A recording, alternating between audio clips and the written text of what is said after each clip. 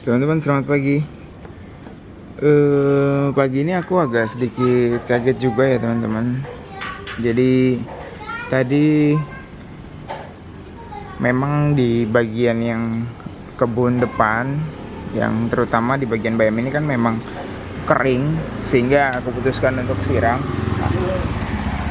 Namun ternyata pas aku putuskan untuk siram, lagi posisi aku siram-siram semua kok ini nampaknya kok daun bayamnya itu jadi setengah-setengah, dek. Setengah-setengah ada yang tuh, teman-teman bisa lihat.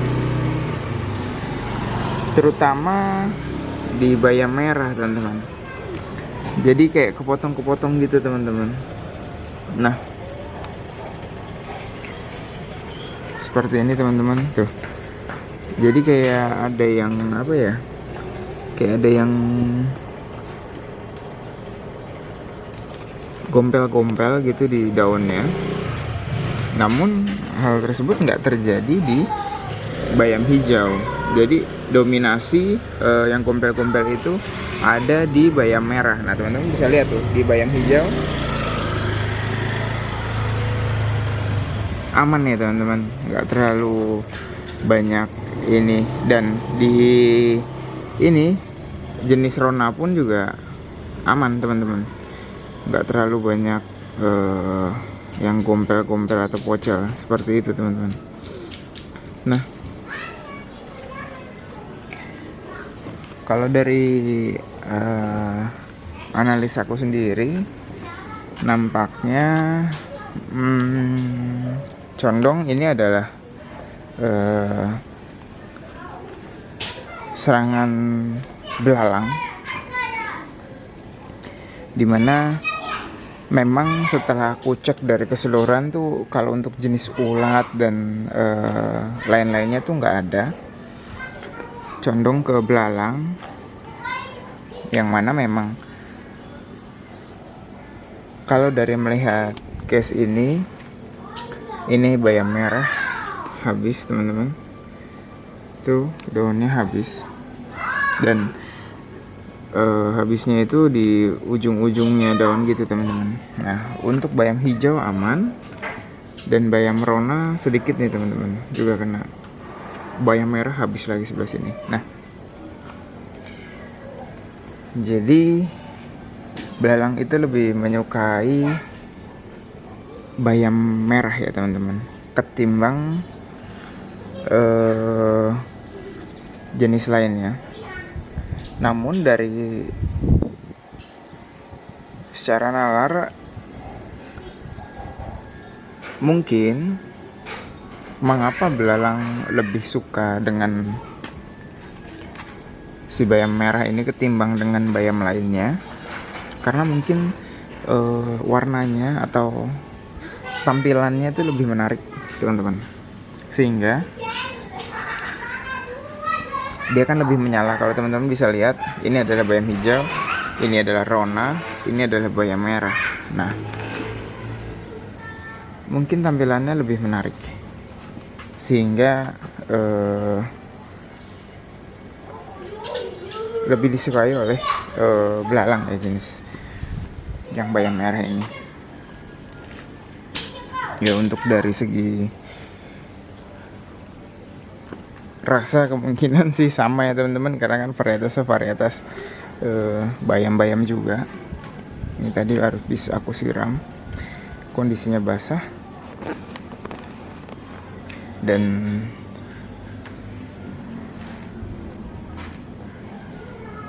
kemungkinan sini baru aja teman-teman.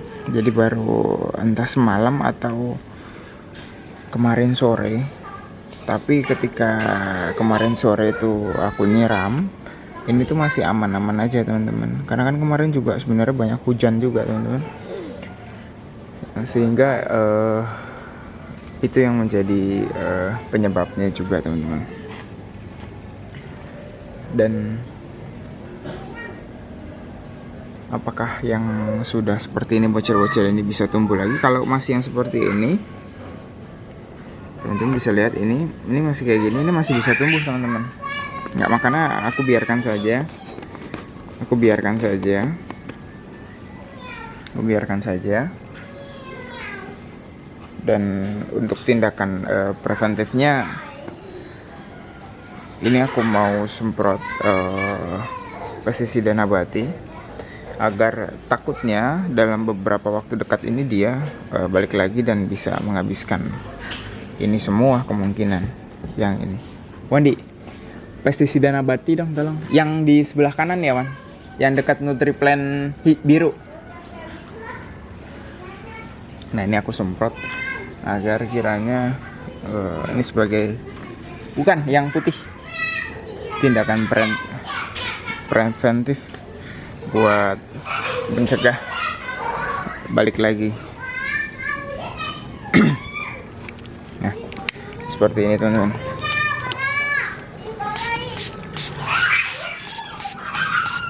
Karena kalau nggak seperti ini, kita juga nggak bisa memastikan juga.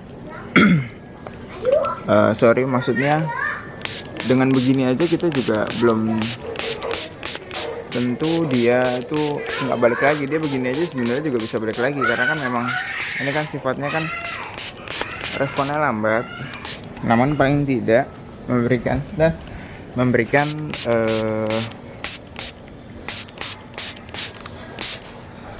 suatu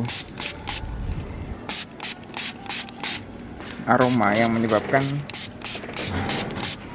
serangga ataupun itu tuh nggak balik lagi, teman-teman. Mudah-mudahan seperti itu.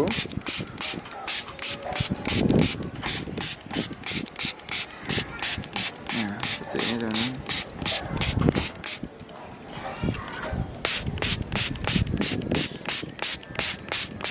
Juga kita sekalian aja, teman-teman, biar dia enggak, ini sih aman untuk maksanya, biar dia enggak ini.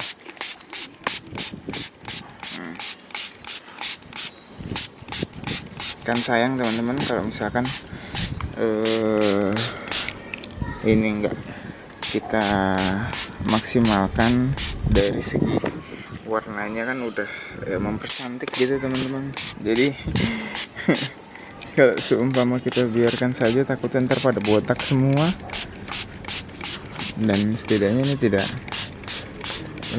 bersifat membasmi ya teman-teman, tapi sebagai tindakan preventif.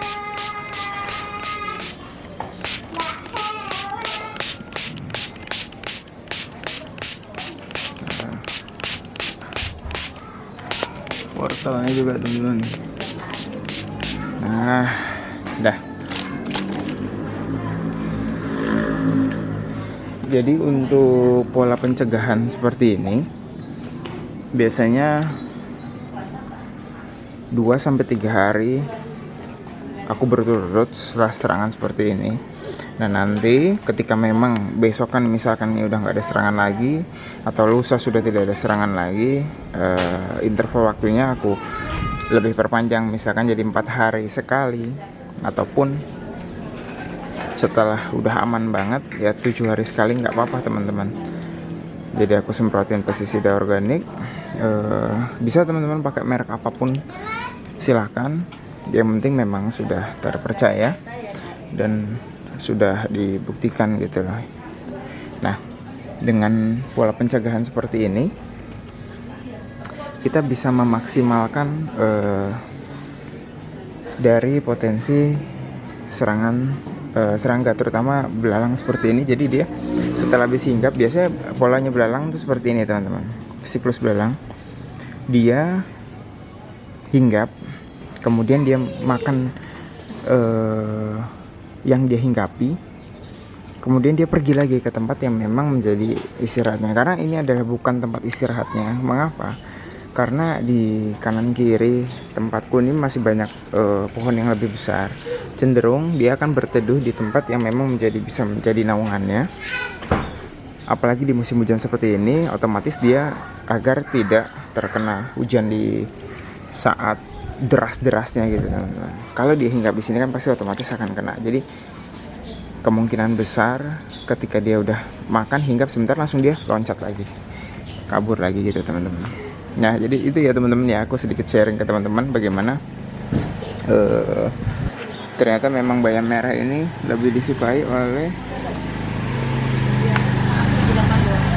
belalang ketimbang bayam hijau. Karena memang di sini sudah terbukti ada bayam hijau, rona dan merah yang dihabisin oleh belalang itu sendiri. Walaupun memang nggak menutup kemungkinan ketika memang nggak ada bayam merah, nggak ada rona, ketika adanya cuma bayam hijau, ya mau nggak mau mereka pasti akan memakan yang hijau. Gitu ya teman-teman ya. Namanya juga rantai makanan sebuah ekosistem yang memang seharusnya ada. Jadi nggak bisa kita singkiri, nggak bisa kita hilangkan. Ya lebih baik memang bijak-bijak dalam mengambil keputusan. Gitu, makasih banyak ya teman-teman ya. Salam sehat, salam hijau, salam bahagia teman-teman. Thank you.